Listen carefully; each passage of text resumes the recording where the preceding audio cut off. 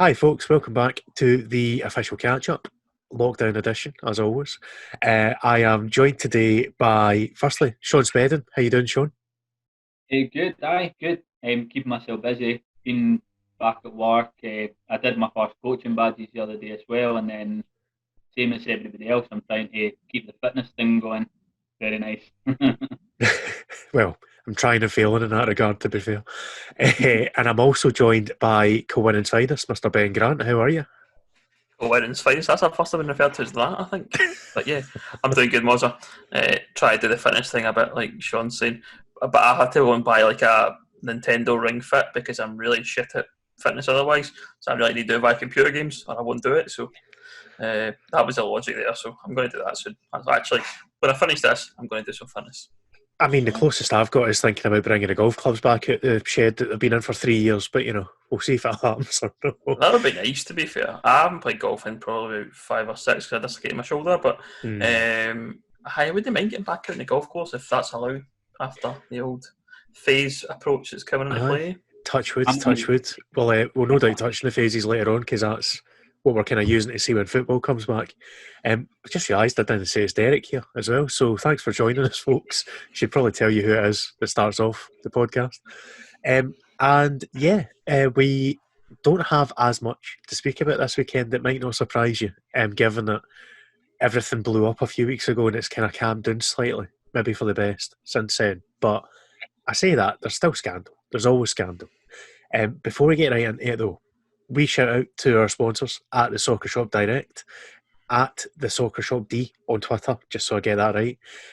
Especially now that minds are beginning to go back to when football does come back, and hopefully we've got the roadmap there for it. Those are the guys to go to get yourself sorted out with, be it kit, be it balls, be it whatever you need. Give them a shout, they can give you a hand.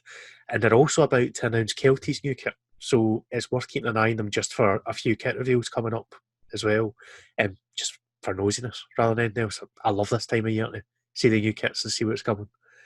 But yeah, we mentioned scandal. So I guess we need to start in the West region, the old West region of the juniors. Ben, can you talk us through exactly what's been going on just for anyone that might not be aware? Sure. So I think if we go back to the very beginning, football obviously stops in March. There's a lot of debate about how the league should be finished. The league decided that the West Region SJFA decided that it would be a points per game decision, which gave Auckland Talbot the title. Much to disappointment of probably us at co-winning because we were top of the league at the time and had the points on the board and stuff. But I mean, we were kind of thought to ourselves, it's over, it's done with. Let's forget about it and move on to hopefully getting football back.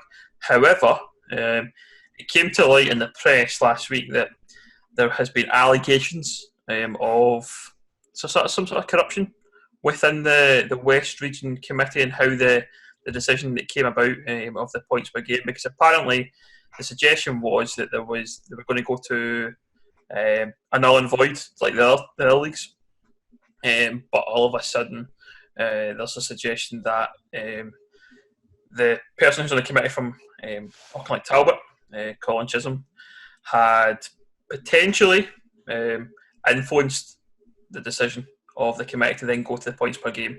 So then, obviously, points per game were crowned, and Talbot were crowned champions. We got the men's league in the Senior Scottish Cup, and there's a kind of suggestion that things like there's been kind of emails sent out saying to destroy minutes and stuff like that were part of a meeting that suggested that null and void was a thing. So it all kind of blew up in the press. Say last week, one of the local journalists there, so he was on the ball in terms of that story and got a lot of information out in the public domain, which forced the West Region to have an independent investigation. So that's where we're at just now. We're waiting for this investigation to take place. So yeah, it's in a weird one. It's an interesting situation. I think if you look at the leagues above us, suggestions of kind of corruption and influencing and things like that have happened at the higher levels. Is it happening perhaps at the lower levels as well? Time will tell. It's a weird sequence of events. It's certainly pretty embarrassing for the whole league. Yeah, any thoughts, Shaun? Yeah, it's obviously the West Juniors is something never really kept an eye on much because we paid a lot of attention to the Lone League before. But yeah, they certainly came into the West of Scotland with a bit of a bang, and this is one of the sort of next things in the saga, the potential independent inquiry. So yeah, it'll be quite interesting to see what comes out of it, and I suppose what the implications are for your teams in that league, because yeah, there's obviously the likes of a potential Scottish Cup place on the board, which teams for the juniors historically have benefited from that spot in the Scottish Cup. So it might seem like a small matter given that the juniors is a sort of Finnish league, the West Juniors, but there's still something quite big on the table for especially if you're winning in your Auckland. Yeah, it kind of came out of nowhere as well, didn't it? Yeah. Like there wasn't even any whispers of this coming, and it was a Daily Record that broke it. Just out of absolutely nowhere, just flashed out, and it's unusual in that you, especially when it's lower levels of football, and we've been privy to this over the last year or two, things tend to just slowly but surely leak out to people in the know, and then eventually end up getting broken. But there wasn't even a whisper of this, so I'm really curious as to, well, firstly, we don't know who's done it. That will come out in the wash, no doubt, with this investigation that's it's on now. Because as we were mentioning before we started recording, Ben, only a certain amount of people had access to that email, so it's going to come out in the wash, isn't it? Yeah, well, I think the investigation itself is going to look at it in two parts. I think is it a question of whether or not there has been some sort of influence around the decision, and secondly, it's looking into the actual leak itself. But so I was thinking about it the other day, and I felt like there's only a finite number of people on the emails that are out there that would have surely had access to them. So I'm not sure how it would work in terms of a leak.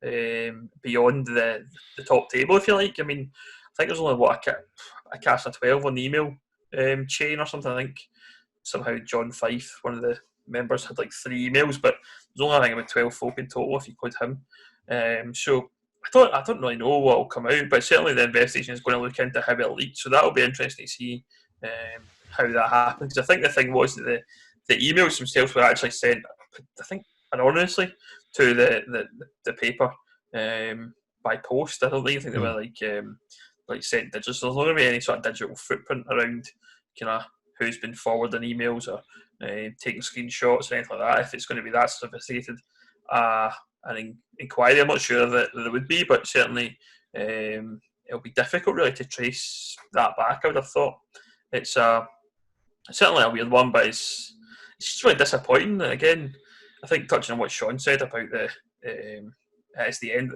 I think we were all at the point now where we were looking ahead to the new West of Scotland Football League, and we weren't really that bothered about the West juniors. I think there's a lot of teams starting to say they wouldn't take their junior cup position as well. So a lot of teams were kind of leaving that behind and going for the kind of fresh start approach, which I think is the right thing to do for a lot of these teams. I certainly think from a top league point of view, I think not many teams will take the Scottish Cup thing anyway. So this might just be something that will compound that if there's counting the wash, there's been some sort of wrongdoing. But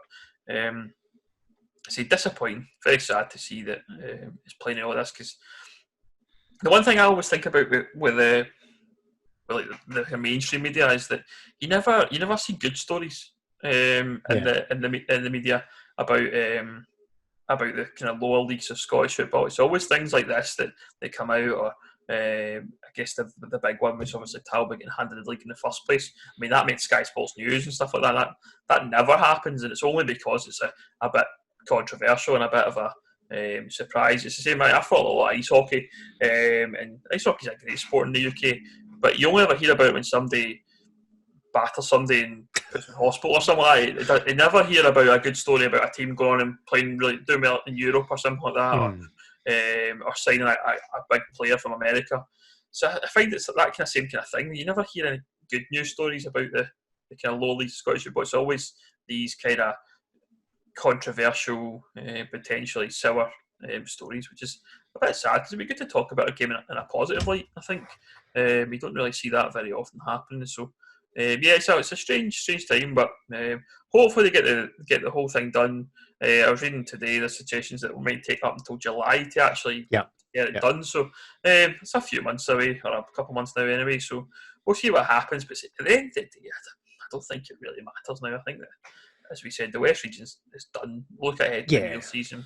These guys who are involved in the West Region committee just now probably won't be involved a great deal in the new setup. I think their day's done, sort of thing. So I think just really want to move on and just look to the future, and hopefully, as I say, getting football back is the priority rather than all these dodgy stories that are kicking about. I suspect this might have done for them if they even wanted a role in the new West of Scotland League. It might not reflect too well. But then we can expect that be a fresh look anyway when that board gets formed. Because as things stand, for anyone that isn't aware of it, it's basically a combination of Lowland League and East of Scotland League figures that are helping to get it started. And I believe the idea is by the end of season 1, it'll be run by the members for the members. So any teams that are in that West of Scotland League can put forward reps to get elected, and by the end of the first season, they will run their own league, essentially, which is the way it should be. It's the way it is in the East, and it means that everyone's accountable that way as well. But I think you're right, to be honest, Ben. I just can't see this having a lasting impact. It's more just giving a sour taste and lasting memories of the old West region, isn't it? I've seen a lot of jokes at Talbot's expense as well, but that seems to be par for the course between the other teams. But yeah, I think that's the thing, isn't it? Talbot have always been the team at the top. They kind of have. They're not. They're kind of like the Old Firm in some respects, where they are head and shoulders above everyone else in the other divisions and even in the Premier League itself. And they always get that thing. I think the thing I always find about the West Junior Premiership is no one's asking the question who's going to win the league. The question's always who's going to beat Talbot. It's never, you know what I mean? It's never a there might be a Glenafton, a Pollock, or a Clydebank, or a Cowan win the league. It's will they beat Talbot? Because if you beat Talbot, you probably have a chance to win the league. Mm-hmm. But obviously, your form has to dictate that across the whole season. So, I mean, I think eventually teams like Talbot will find their place in Scottish football, and they will become no longer be that big fish in a small pond. They'll find a level and just become a kind of middle of the road Scottish kind of League 2, maybe League 1 side at some point in the future. Yeah. Mm-hmm. So that hopefully brings us on to more positive topics like we were just talking about there. Because other than the West region and what's been going on, the main focus now after league reconstruction fell apart, and we're still waiting to find out if Anne Budge's last gasp scenario goes through, but at this point it's looking very unlikely, so we're just assuming that things are going to be as they are.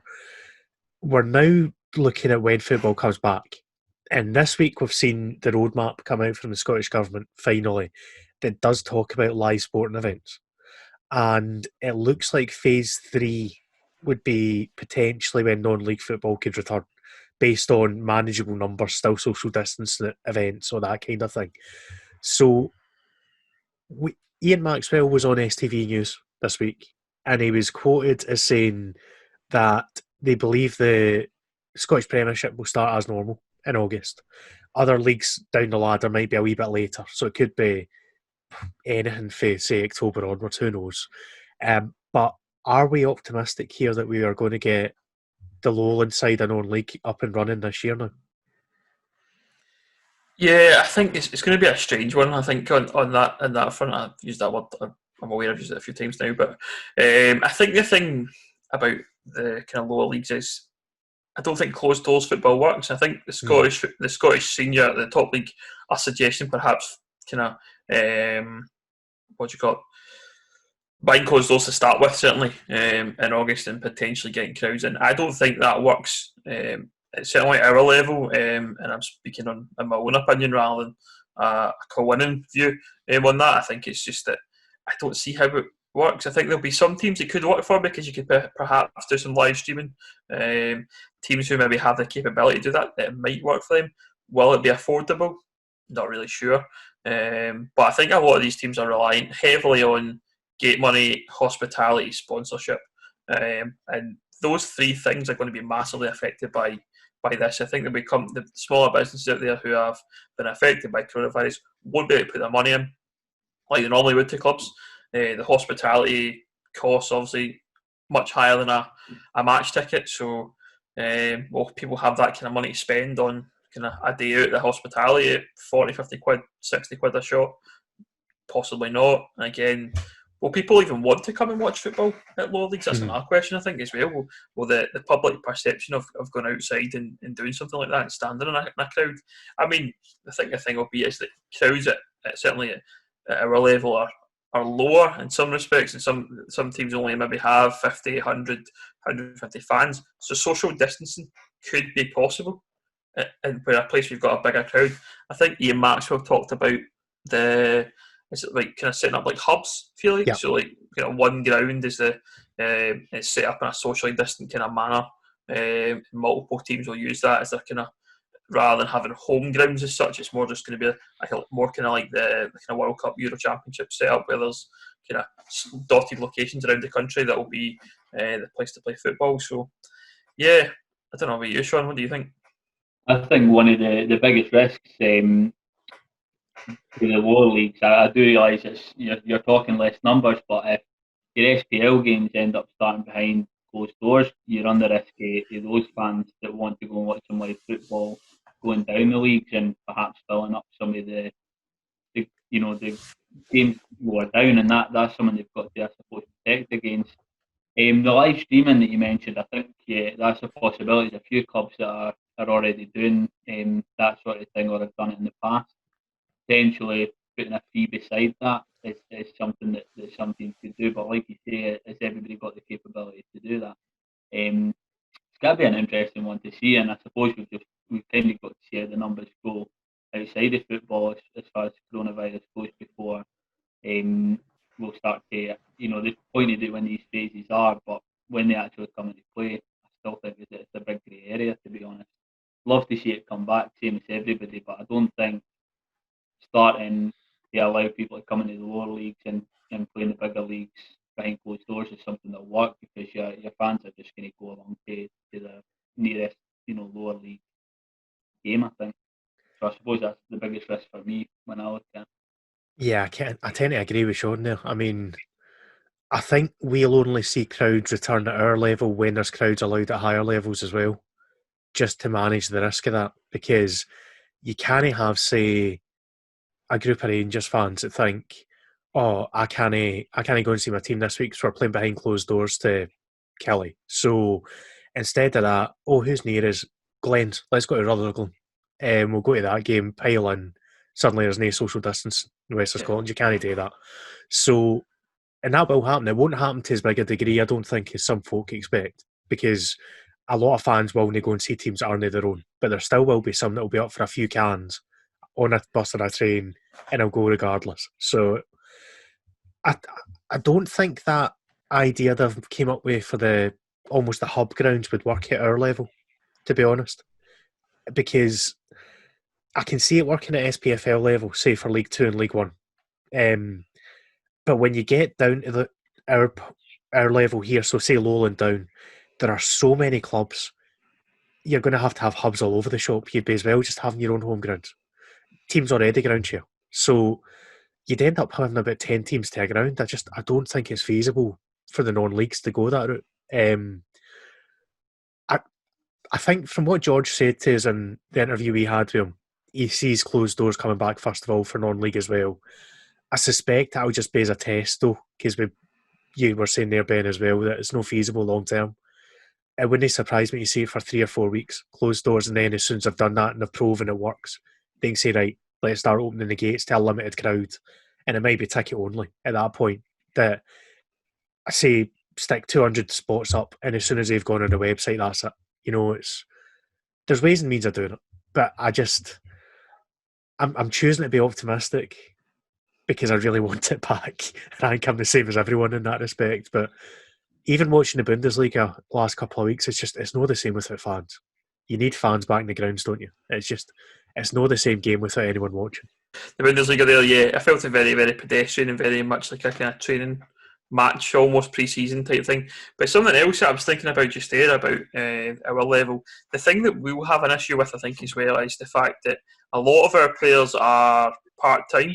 And obviously have day jobs themselves. So we're not going to be in a position where these guys can basically social distance themselves and perhaps isolate like the way it's going to happen in football in the big leagues. I mean, so for example, if the Premiership came back tomorrow, the likes of, I don't know, take Andy Robertson and Trent Alexander, they've got nothing else to do apart from playing football. That's their main thing. Whereas the guys that are bricklayers, are potentially working in a hospital, or electricians, or plumbers, whatever, they'll have to think about that as well, because they can't potentially play football, catch coronavirus from the football park, and then miss their day job because of catching the virus. We won't be able to sit and do tests like the way they do currently in the Bundesliga. We can't be sitting testing that whole entire 22 or whatever 30 odd players or whatever that's involved in the matches. So for us, I just don't see how it works at all. Like, without it being essentially, I think, a vaccine or something, or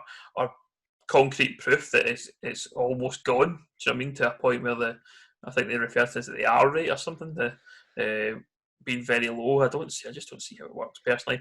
I mean, I'm all for it in terms of, like you say, I'm optimistic that it will come back. And personally, I'm in a position where, like we, for example, like Co-Winning could run live streams.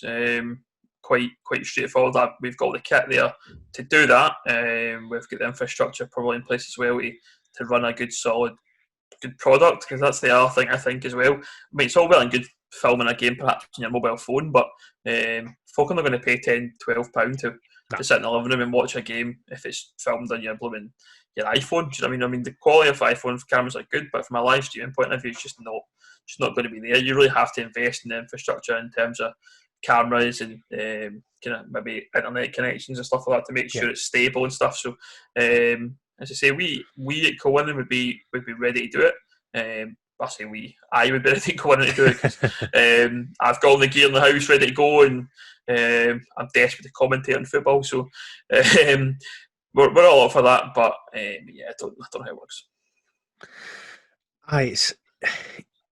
You've kind of got to balance it up, don't you? Like what you're saying there, that especially with these guys that are part-time as well. I think the reason it's in phase 3 is because that's seemingly when things are on the slide for the virus, and it's not spreading anymore. It's very much in the down low. It's beginning to get, not eradicated, but it's beginning to get wiped away in the most part.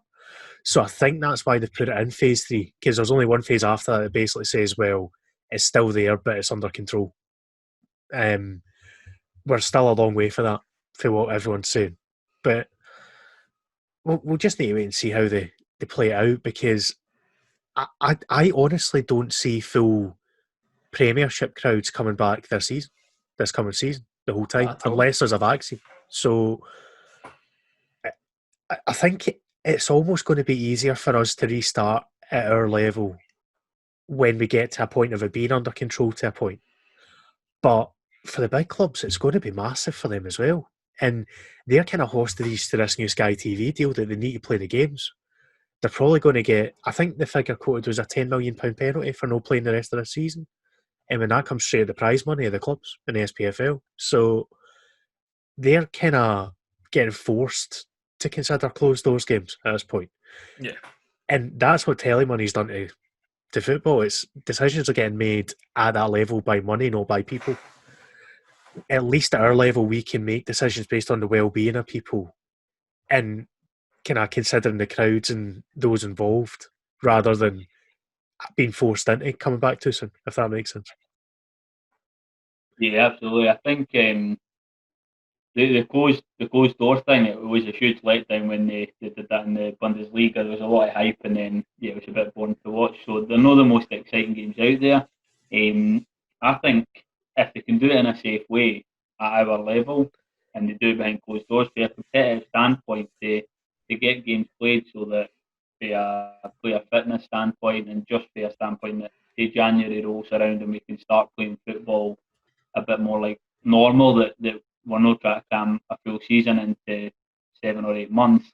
From that standpoint, I'm all for it, but only if we can do it safely, if we can do the testing right. And and make sure that all the players that are playing are going to be as safe as possible. But yeah, it'll be a long time before we see football return to normal. Just that competitive and getting games played and keeping people fit that I'm for the behind closed door. I'd love to see it again live stream so I could follow the teams that we like to watch. But even if it's not just from a competitive standpoint, I'd like to see it come back. Well, with all that in mind, are you surprised to see certain teams making signings at this point? And decent signings as well, not just kind of squad players or guys that are expected to contribute a bit. Like their teams like Darvel, it's maybe not the best example because they've obviously got a financial back in there. But there's several teams that are going out and making pretty big name signings for the size of the club. I must admit, I've had my eyes opened a wee bit by a few of the announcements that have came out so far, given that we've no idea when the game's coming back. I guess the thing will maybe be the caveat in the contracts. It says basically not getting paid till football starts because you can't. I mean, I think the thing was is the contracts though. Are they not meant to? The contracts not run up to the end of May or something like that. I think That's right. Yeah. So how are folk able to like? I find it strange that clubs are announcing signings just now in May when players are still under contract.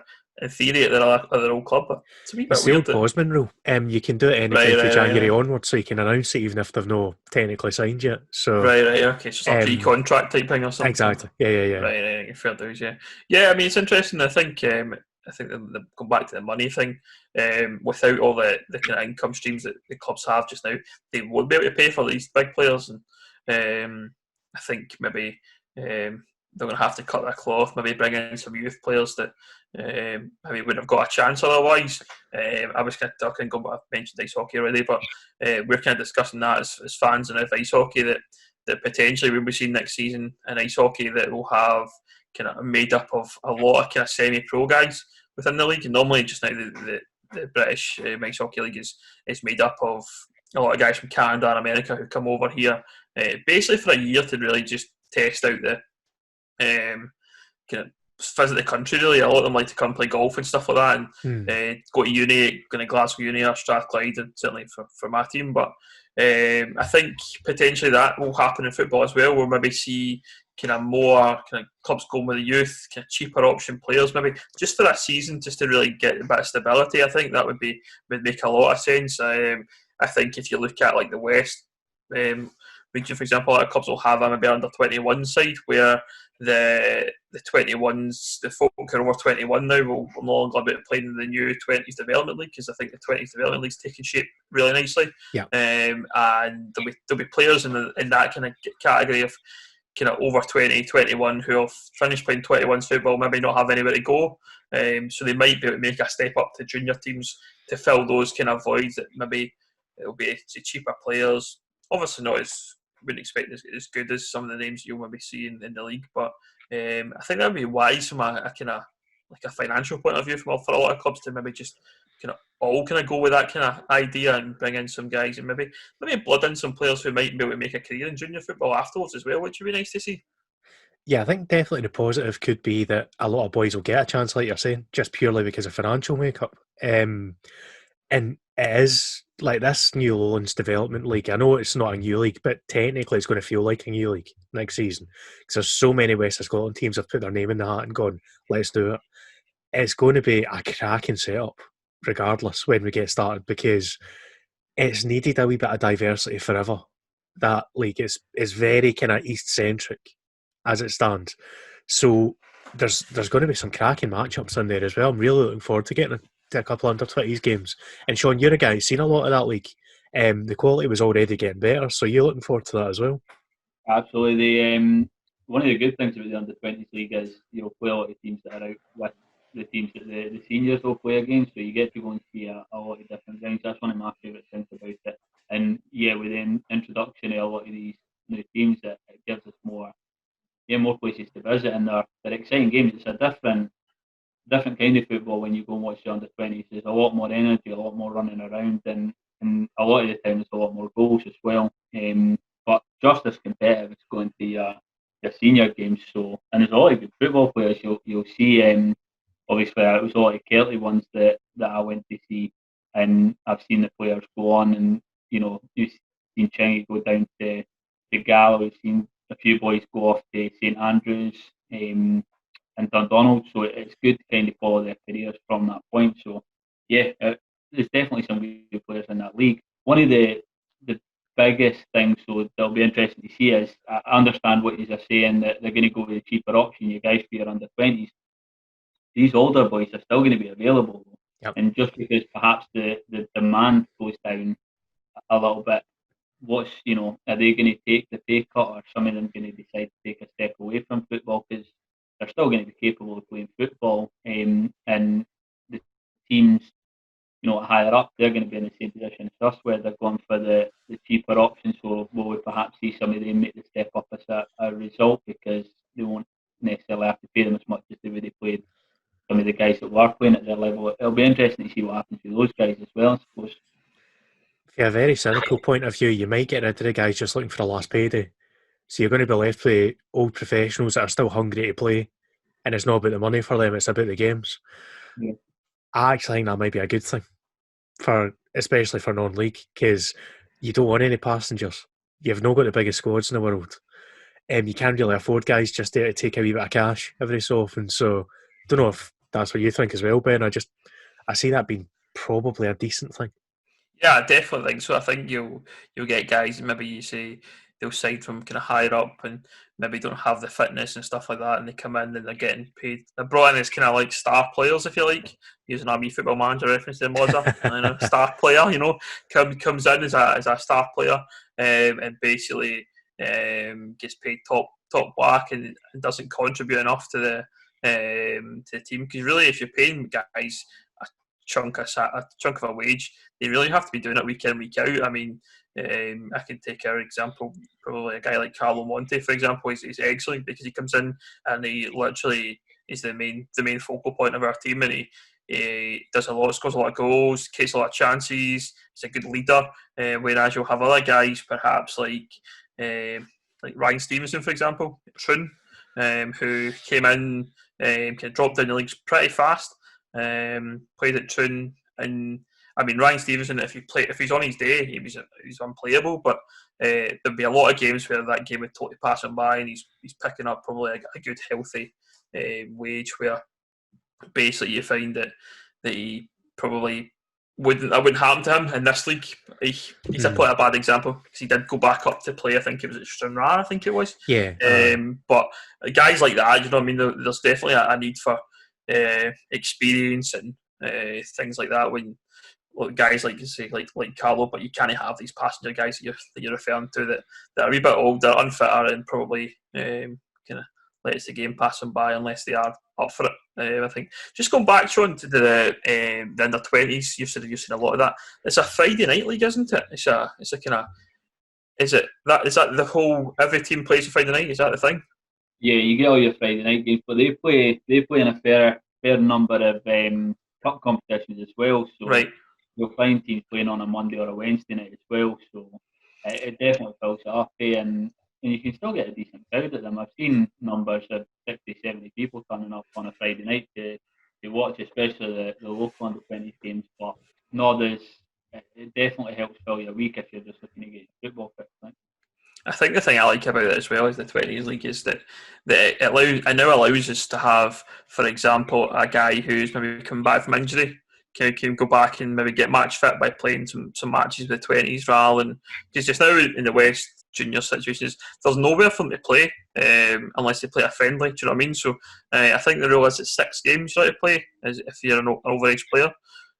So that's really exciting, and that'll give, like, for example, as well, maybe a chance for like trialists and stuff like that to come in and play a kind of match. It might attract some fans. You might get like a big name deciding he's leaving a club and he comes and plays a trial match with a Pollock or a Clydebank or whatever, and that might, I'll go along to watch that, because I remember back in the day when I was watching Kilmarnock quite a bit, and you'd go and watch a reserves game because you heard there was a new signing maybe going to play. And, I remember going to a Kilmarnock reserve match, probably early 2000s maybe, and there was a rumour that I can't remember the guy's name, but some foreign guy was coming to sign for Kelly, but he was playing the trial match, and 2,000 folk turned up to see this guy play. The guy absolutely strolled the reserves match but never signed for Kelly. It was weird. I can't even find his name, but honestly, it was crazy. So things like that might happen where you might find a guy who's maybe just looking to get fit and play matches, comes and plays with his local team sort of thing. And it's certainly interesting. I think the other thing you said about the fans, it's another thing for fans to go and watch. You might pick up some fans who maybe go to Ibrox or Rugby Park or Celtic Park on a Saturday, and maybe we'll come and watch our team play on a Friday night in our 20s match. What, as you say, more your turn about kind of going for their beers and get the drinks in. That's a chance for them to catch up with their mates, socialise and stuff like that. And I'm excited for that. I think that'll be cool because I think it opens up as well for me. I mean, I'm thinking about media hat on here. It's a lot of new content I'm thinking about. The 20s content is going to be new to us, and it'll be exciting for the kids as well in our pathway, for example, who can look up to the 20s players now and say, well, there's a chance for me to become a senior player, because there's a proper trajectory right through from probably age 8 right through till kind of first team now in our side of things. Like, that's looking at our own club, but there's other clubs like that, Clydebank again, and our team Ross Vale, good examples in the West who have got good pathways in their youth setup, and definitely look like they're going to be Darvel. I think they announced the other day they've picked up it's a youth team from Paisley, I think it is. Aye, they've got a deal together, yeah. So they look like they're going to be going down the pathway route as well, which is great to see. But again, we're looking forward to maybe getting a wee chance to be Friday night trip through to Kelty would be quite nice. I think we day out to Kelty for a Friday night under 20s league match or something like that. It'd be quite interesting. And Kelty's one of the under 20 teams that's really made a success of it, because not only have some of the guys broken through, most of them, even if they've not made the grade at Kelty, have gone on to sign up senior terms with Lowland League and East of Scotland teams. Like Ali Chingwalo is one of the examples that we always mention, Shaun, in the pod, that even though he never broke through Kelty, he's gone and made a career for himself so far, and he's improving. So it just gives you that opportunity as a young player to make a name for yourself and get a club, even if you're not staying with that team that you're in the under 20s for. Yeah, absolutely. And you saw it, we've seen it over the last couple of seasons in the Lowland and East of Scotland, where it just gives you another dimension. It's a team that you've seen teams struggle with injuries, especially at this level, and you see when they've got those players that they can go down and call up. Usually a good couple of players in your under 20 squad as well that can come up and take a spot on the bench and play for the last 20 minutes if they're needed. And then we've saw teams that haven't had that under 20 set up that came along with only 2 or 3 players on the bench and really struggled at parts of the season. So it gives you a bit of security and it gets people playing football, I suppose. I think as well about the 20s being a Friday night, it allows the managers of those senior clubs to actually come and watch the 20s. But I know from our experience with our 21s team, they play, I think, 2 o'clock on a Saturday afternoon at the moment in their current league setup. So our gaffer has no chance of going to see the 21s play if they're playing a Saturday. So a Friday night allows him to go and watch our players. It also then allows other gaffers to come and watch maybe our 20s players and say, well, there's a boy, he's class, we'll maybe sign him for our first team at some point. So it gives that kind of short window as well to those younger boys, as I say, to make that kind of career, like the chap you were referring to there, that Alex, I can't even really want to try and pronounce his second name. A fear of insulting the boy, but things like that can happen as well. So there's certainly it sounds like a good, exciting kind of project for everyone involved, and it's taking shape really well as well. I think there's a lot of teams, certainly that just in the West, that have taken up the opportunity to play. The teams like Darvel making the kind of partnerships with youth teams as well to actually go and do that. So yeah, I'm excited. So any more for any more after that, gents? Can we slag United's choice of away top? We absolutely can. Cambuslang Rangers fans, listen up. Ayr United are on your turf. They are. Cutting your grass, as the saying goes there. I'm only saying this because I'm a Kelty fan and I do not like Ayr United, but their choice, for anybody who doesn't know, they've got Hummel as their kit supplier this year.